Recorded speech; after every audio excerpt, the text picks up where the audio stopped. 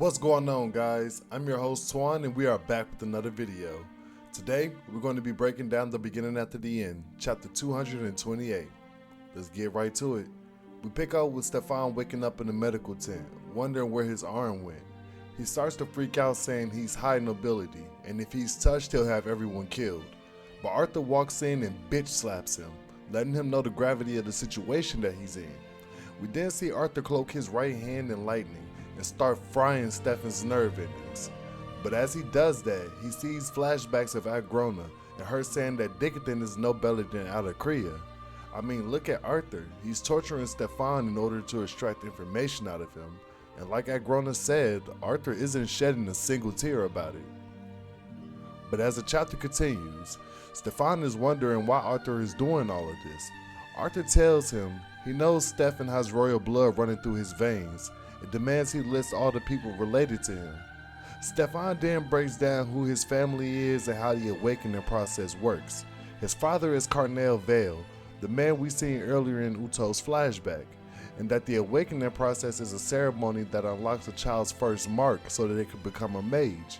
We also learn that a crest is stronger as it grants a greater understanding of a mark-specific magic type.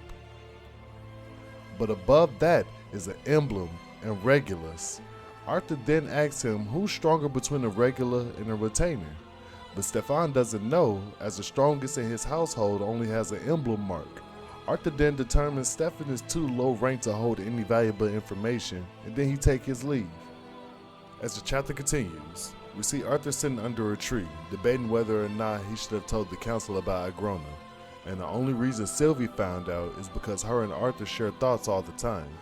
But having to always hide his thoughts has become exhausting for Arthur, which is why he chose to leave Sylvie at the castle. We then get a flashback of King Gray sitting inside of an interrogation room, being questioned on the last thing he remembers. He then tells them what we, the reader, know. He won the tournament and that Lady Rivera recruited him on the spot. But they believe King Gray is lying and demands he tells them which organization sent him to protect the legacy. They then knock Gray out and strip him of all his clothes and gear, as another man enters the room with a white vial of phosphorus.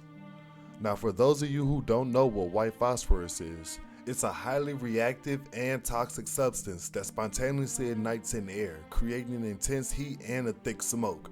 It is primarily used in military munitions as a smokescreen for concealment, a marker for targeting, and incendiary weaponry, while being extremely dangerous to human tissues upon contact. He then begins to rub the substance on Gray's chest and set it on fire. They repeated this process so many times, Gray lost track of how long he was in there. They wanted to know how Gray defeated two skilled combatants without prior training. And let me remind you, they're holding chemicals on Gray's nutsack right now. But before Gray can answer any of their questions, Lady Vera appears, saving the day and getting our boy about that jam.